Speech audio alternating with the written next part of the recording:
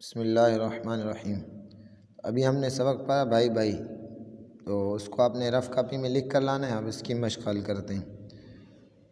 مکے کے لوگوں نے ہمارے نبی صلی اللہ علیہ وسلم کے ساتھ کیا برتاؤ کیا؟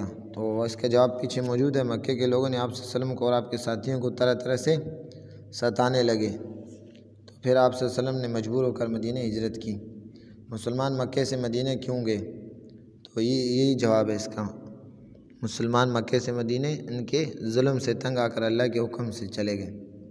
مدینہ کے مسلمانوں نے مکے کے مسلمانوں کی کس طرح مدد کی؟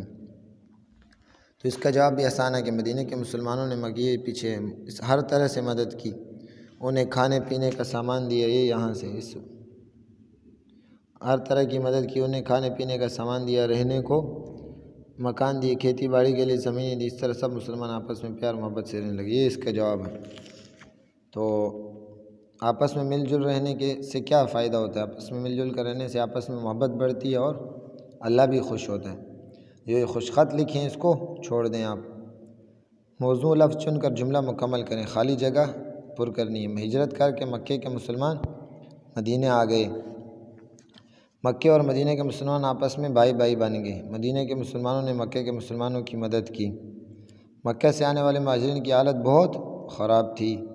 جو لوگ ایمان لائے وہ حضور صلی اللہ علیہ وسلم کے سچے ساتھی بن گئے۔ صحابہ ان سے مراد ہیں۔ حروف الگ الگ کیجیے۔ ہجرت، انصار، مسلمان، دعوت، ان کے حرف کو الگ الگ لکھنا ہے۔ جیسے ہا الگ، جیم الگ، را الگ، تا الگ۔ ہجرت اسی طرح انصار، مسلمان، دعوت، حالات الگ الگ کر کے حروف لکھنے ہیں۔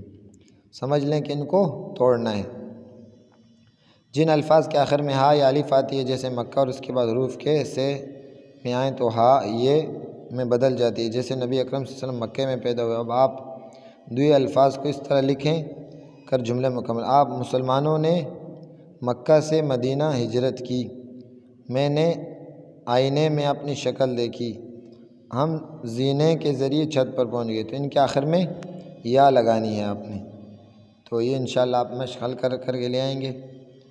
تو پھر انشاءاللہ پیر اور جمعرات والے دن ہم یہاں ہوتے ہیں، پھر اس کو چیک کر لیں گے۔ ٹھیک ہے، السلام علیکم۔